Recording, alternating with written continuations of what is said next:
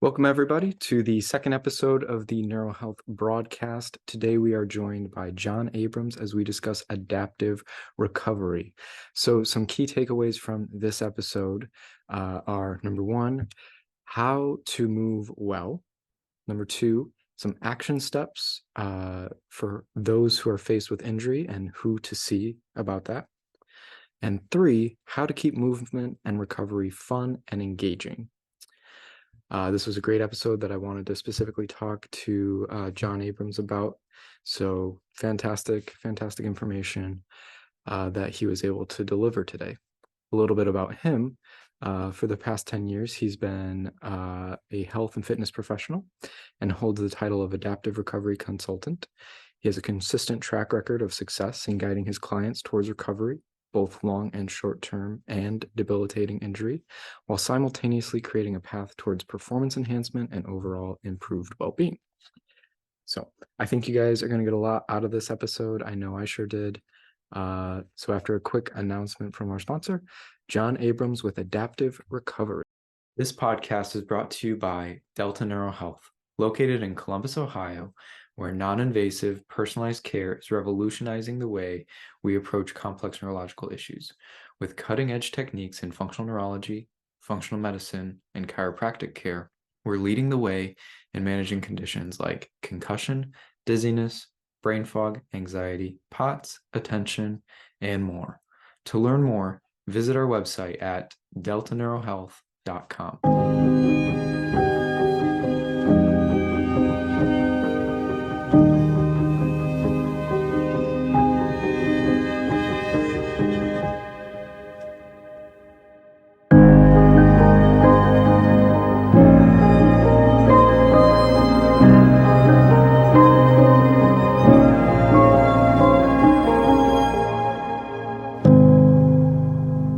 Hey everyone, welcome back to the show. This is your host, Dr. Koppas, and today we are lucky to be joined by our guest, Jon Abrams of R3 Fitness. Thank you for joining us today. Thanks so much for having me. Yeah, well, it's a pleasure to have you on, and I'm really excited for our listeners to get to hear a little bit about what you do and how you approach fitness and your clients. So what we're going to talk today about is adaptive recovery, which some people may not be as familiar with that as we'd like, right? Right. So, before we get too deep into what adaptive recovery is, can you just tell us a little bit of background information on who you are and what got you so interested in fitness in the first place? Sure. Well, as you said, my name is Jon Abrams. My business is R3 Fitness. I am a health and fitness professional and consultant. The consultant bit is actually adaptive recovery consultant. Mhm. Um, Now, I've been doing this now for more than 10 years. Um, and as far as what got me in, it's a bit of a longer story, but to just kind of really summarize, it was, after I finished high school, I developed a certain proclivity, let's say, for food and drink. As a result, I put on a good 60 to 70 pounds, not in muscle. Fast forward 5 years later, there were certain wake up calls that I could no longer ignore. Um, you know, at that point, I did begin to train pretty ferociously, and within 6 months, the weight did come off, but there was other consequences. I became chronically fatigued. I would argue close to rhabdomyolysis, which, as you know, is when you've broken down your muscles to the point of almost complete deterioration. And when those toxic components enter the bloodstream, frankly, it can kill you. Um, so much of what I was doing back then was based on, the advice of so-called experts in fitness. There was no room for recovery or adaptation. It was simply go, go, go. So after a pretty extensive period of recovery, I began the beginnings of what is today the programming that I use with my clients. Um, and that really includes spice of variety, muscle confusion, work periods, active recovery periods, and just plain old rest. And through that process, I discovered the necessity of the body work techniques that I'm sure we'll get into. that I use, and just discovered how integral they were to allowing a successful health and fitness regimen to function, to take place. Mhm. Excellent. And I've been able to witness and experience your care firsthand. Uh, John helped prepare me for my marathon that I didn't think I was going to be able to run. So grateful for him and his approach for that. Um, so adaptive recovery, and you mentioned a few kind of ingredients that maybe goes into that, the spice of variety. Sorry, I forgot the others. Well, that was more in the training aspect. As Okay, far okay. as when I refer to adaptive recovery, mostly I'm referring to the table work portion, to Hmm. the body work portion. Hmm. Although that does play a part in my analysis and how I do program for my clients, but the majority of the adaptive recovery consulting does take place on a table. Right. So let's put a definition to that if you're able, so patients can kind of or clients can kind of get an idea of your approach rather than maybe somebody else that is out there in the field. Sure. Well, as an adaptive recovery consultant, I would define it as I identify potential risks through observing biomechanical propensities, data analysis sometimes, and personal and professional type tendencies that may leave the client vulnerable. Mhm. Um, After collecting the data with the technique that I've cultivated, I apply those specific techniques, and I'll be happy to share with you later about, kind of what those all are, what that cluster really, is. Um, but I apply those specific techniques to the appropriate areas to affect real change. However, I think at its heart, the true definition for me, and really the only one that matters, is that I handle each client on a case by case basis. Mhm. Uh, One size never fits all, and it shouldn't. Um, every client's body and mind is unique, a singularity, and should be treated as such. One man's ceiling is another man's floor. It's not only what is required of them to adapt when we work together, it's what's required of me as well. I have to hone in on what the client needs, what particular strategies I can use for that person to get them there. And even based on their personality, habits, and so on, I can not only work on them, but show them how to work on themselves in such a way that is sustainable for Yeah, exactly. And that all-encompassing approach you said starts with kind of that data acquisition, right? them. Right. So when you've got a client in front of you, what are some of the data points you're trying to collect? Well, first, how they move in space. Mhm. As someone who's obviously very familiar with functional neurology, just closing your eyes and seeing how the body functions on its own is its own animal. Mhm. But beyond that, there's a number of techniques, whether it's bending side to side with the legs closed or open, on your stomach, seeing if the knees have the ability to bend at a full 90 degree, or if the lower back needs to at some point chip in, if the shoulders are unable to fully, relax away from the ears. These are all signs of, work that needs to be done. Um, and to just kind of go beyond that into the Dallas data analysis portion even more. Um, and this is speaking more to the professional and personal tendencies. If somebody's at a desk job all day and they've got their briefcase to their right and they're constantly bending down to their right and they can't figure out why their right hip and part of their right back is totally, excuse me, part of the right side of their back is completely locked out. For me, these are the dead giveaways. I'm sure there's a lot of female listeners out there who can, speak to the discomfort of wearing a purse on one shoulder over and over and over again. And, it's not uncommon for them to not realize such things. And that's part of what I do, is breaking down those kind of highlighting those checkpoints. And from that point, we're able to really get in there and do some pretty incredible work. Right. And I think that's what you must have meant, or that's what you meant by looking at kind of personal and professional data as well, right? Like, what are you doing day in and day out, in your personal and your professional life, um, as well, hobbies as well, sports, that sort of thing, definitely Absolutely. plays a key as well. Once you, so there's a lot that could go into it, right? I mean, you are looking at many facets of their day-to-day life. So once you're able to identify that singular or maybe multifactorial issue with that client, then how do you begin to approach your treatment plan with that person? Sure. Um, well, I would say it's kind of twofold. So, if I may, just speaking from the training approach and then the table work or body work approach, if that's okay. Hmm. So from the training approach, I really try to include as many training styles as possible. All of the prioritization of safety, form, function, and if I can pull it off, fun. Um, I'm a strong believer in combining as many of these components whenever possible.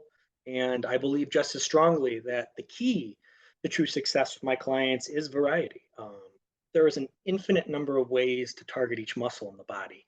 So, as much as possible, I try to program every session to be unidentical from the last one. The client will, at maximum, find each session entertaining and or at minimum, allow them to be engaged, not anticipating or dreading the same monotonous movements.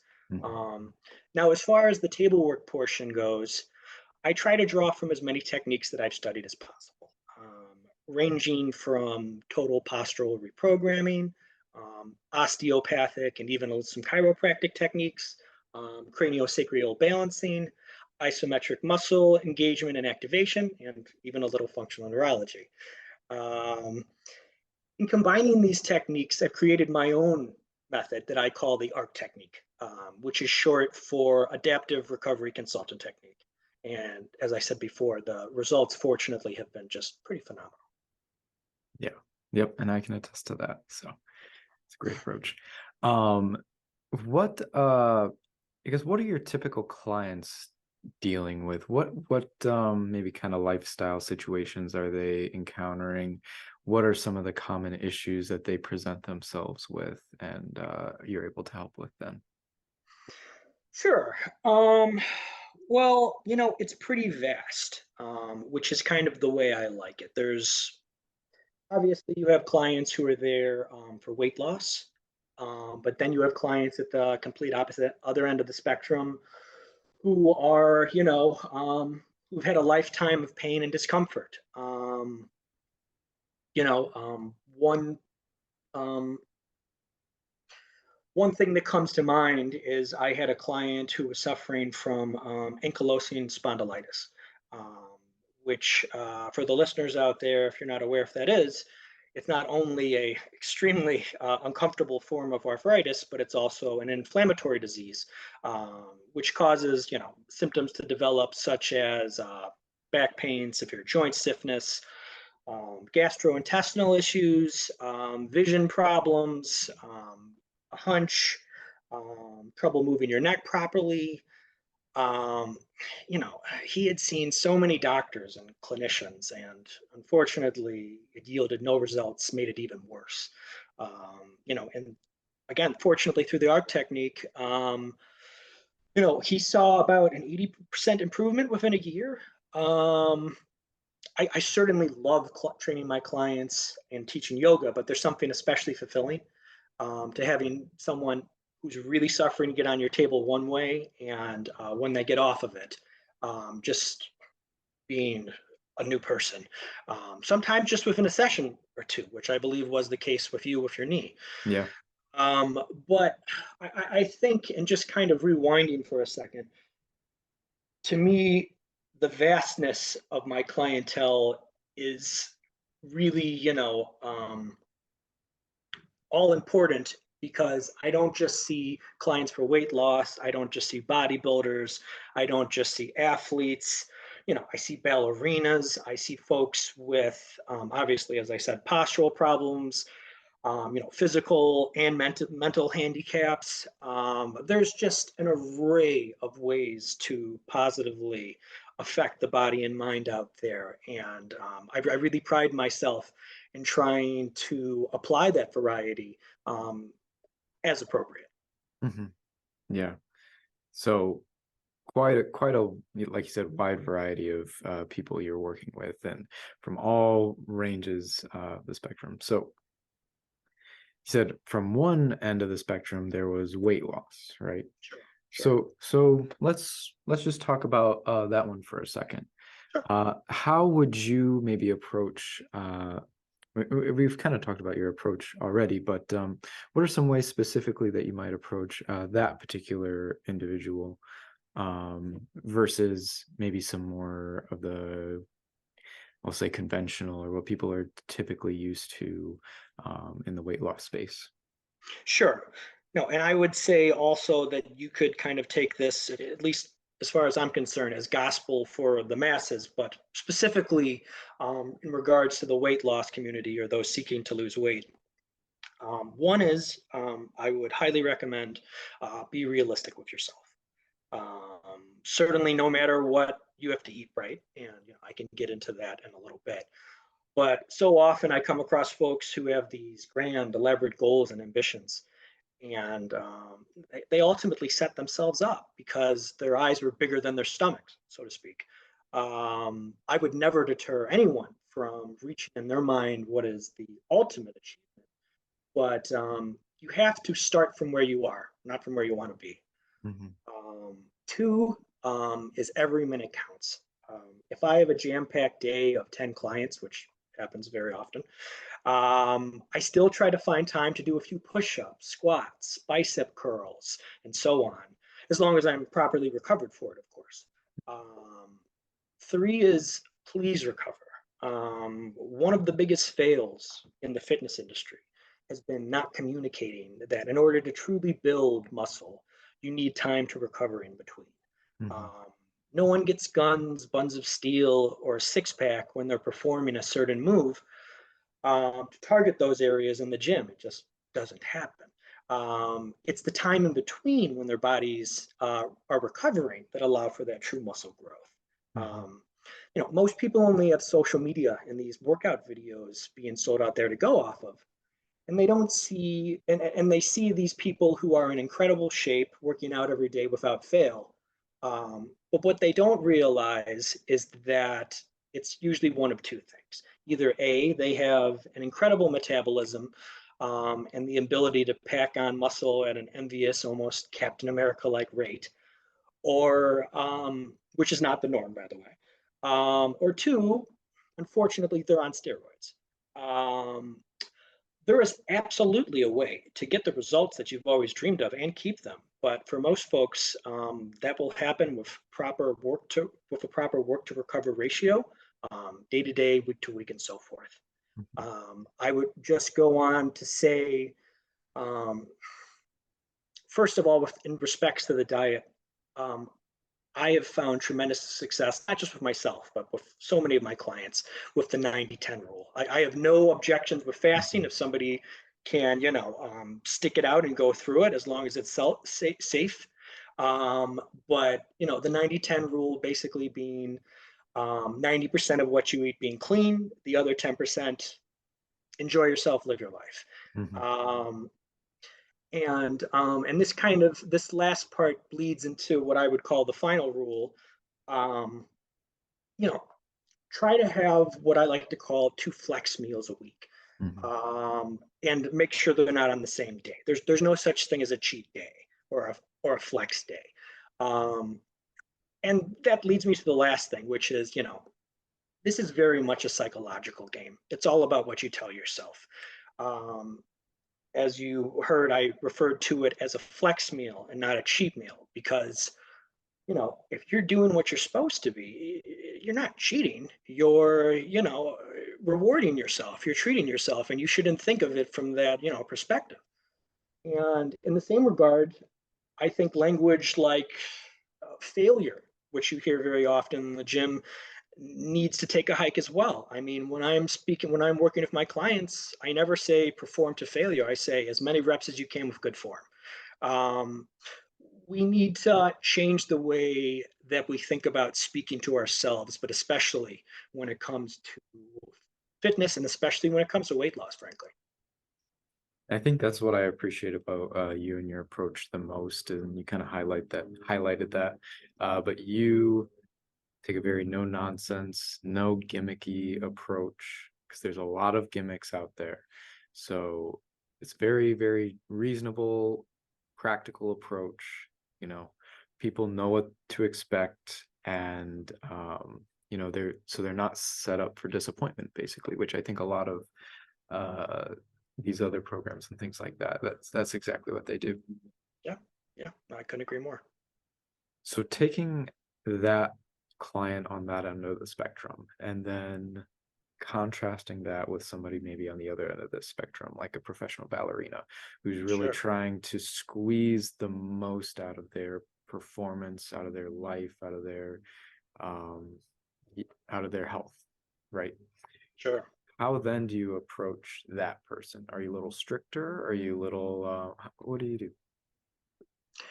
I am stricter about being more relaxed. Mm, So to kind of explain what I mean by that, professional ballerinas, serious athletes, CrossFitters, uh, they have, in a lot of ways, the opposite problem. They're doing way too much, and they're doing it, ad nauseum. You got to back off. Now, I'll just be blunt. When I refer to ballerinas, there's going to be a damage. There's going to be a toll taken. Now, if that's your passion and that's what you love, fantastic. But if you're on your toes like that all the time, then clearly that's veering subjects a little bit.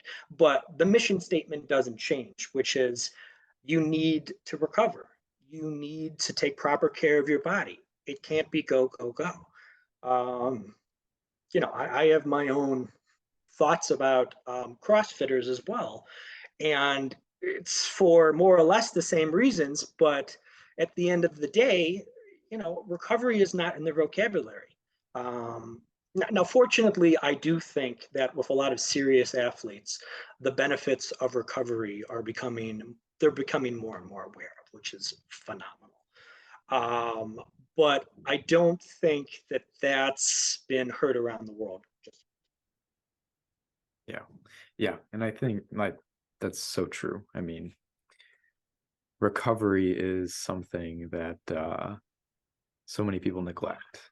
And it's interesting that this is kind of what you focus on, right? Adaptive recovery, right? So Yeah, I mean, figuring, yeah, exactly. So no, perfect. I'm just gonna pause.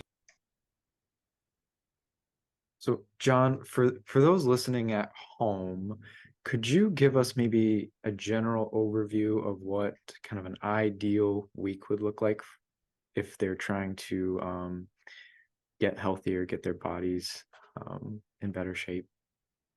absolutely. I think total body training has really, unfortunately, taken a backseat in fitness. And I mean, the results that I've seen with my clients are just terrific when it's implemented correctly. So to that end, I would say, again, with the proper recovery, and I'll get into this in a second, um, total body training, whether that's doing a single exercise that incorporates several muscles at once, or shoulder press, then squats, allowing the upper body a chance to rest, and then bicep curls, and then maybe some glute bridges, again, allowing the upper body a chance to rest. If you work one muscle, don't go and do the same, category. Don't go and work the upper body 5 moves in a row. Allow it to breathe a little bit. Um, Now, timing wise, I would say ideally, um, if somebody can get in 30 minutes a day, 5 times a week, and you can spread that out however you like. If you're busy and only have time to do 10-minute workouts, do 3 10-minute workouts a day. Um, but ultimately, I don't think there's a problem with repetition, which is something that a lot of beginners, I think, aren't really aware of. Um, there's definitely a case to be made for performing the same move over and over and over again to the point where you plateau. But when you're first starting out, you know, doing push-ups, then squats, then in and outs or crunches, and doing that 3 times a day, fine. Some jumping jacks 3 times a day, totally cool.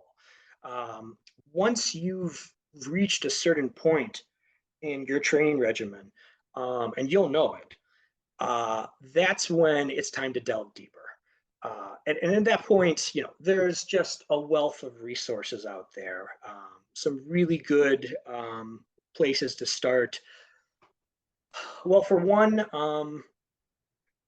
there's some really good suggestions made by the National Academy of Sports Medicine, which I one of the places that I'm certified. And I think you can go online and get some pretty good suggestions for exercises that they perform there. But I would argue, maybe going on YouTube and finding the first person who's demonstrating something might not be the best idea. Yeah. Yeah. Probably not, especially if it's an ad. Yeah. Um, Yeah. so John, you are in Chicago. So what you do is relatively hands-on, obviously. So those in Chicago can definitely reach out to you. But if somebody's listening to this and they live in Wichita, Kansas, how should they try to find somebody like you in their area? What would they look for, or what are some resources maybe that you could offer these folks? Well, and just to a shameless self plug, I also do have clients that I work with virtually across No, the U.S. perfect. Well, there you So go. I have a few in New York, a few in California, a few in Idaho. So yeah, no, but I think obviously for the hands-on portion that would be difficult. Hmm. So anyway, to answer your question, there's, I think, if they can, for the body work, find someone who's certified in something like muscle activation technique, that's an excellent approach. There is just so much good work coming out of that field. And while I myself am not certified in it, um, I definitely know many who are, and yeah, there's just a lot of really incredible things that they can do with that body of work. Um, I would say, in respects to training, uh, I think National Academy of Sports Medicine is probably going to be the most legitimate. I looked at the other certifications once upon a time, and I could tell that they were the most serious, and that has been my experience thus far. And as far as yoga, I would say you want somebody who's Yoga Alliance certified. Again, out of all of the certifications, and there's a lot of them, Yoga Alliance is the most legitimate, the most serious. Yeah. Excellent. Those are some really good tips for people. And I know you are one of a kind, so it's finding another one of you somewhere out in the rest of the world. Maybe not You're the too easiest kind. thing. Can't really just Google that. But yeah, those are really good tips. That's great. So, John, before we conclude, I just wanted to ask, is there any other final piece of advice or suggestions that you might be able to give our audience? Well, I mean, ultimately, I think the greatest piece of advice that I could give is listen to your body, which I'm sure people hear all the time. But when I say listen to your body, I really mean listen to its capabilities. We've talked a lot about recovery and adaptation. And to me, what that really means is you have to be clear in your goals, both short and long term, when you step into this. Whenever I have a new client, I always ask, what are your short and long term? And if there's hesitation for either, I immediately say to myself, oh. So you have to have that part straight in your mind. So really take your time and think about what those two would look like. And also, I would say, you know, do what feels right for you. Hmm. I'm certainly not saying, if there's a specific and correct way to perform an exercise that, you should do it incorrectly just because it doesn't feel right to you. But Hmm. I am saying that there might be moves out there that you're just never going to like doing.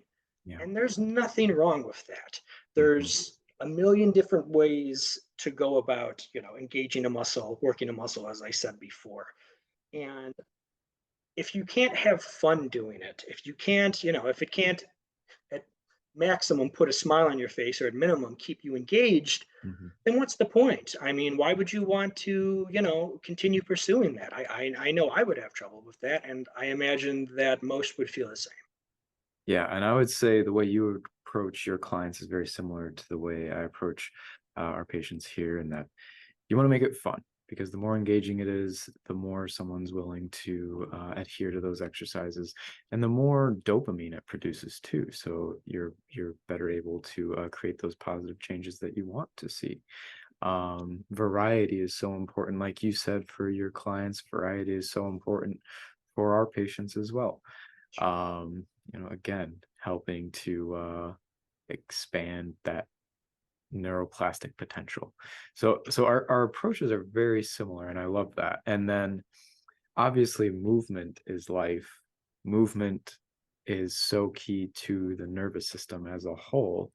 So you allowing people to move and to exercise their muscles, which gives that positive feedback to the brain, just really helps to support a healthy nervous system, to allow them to live their best life, both physically and probably cognitively too.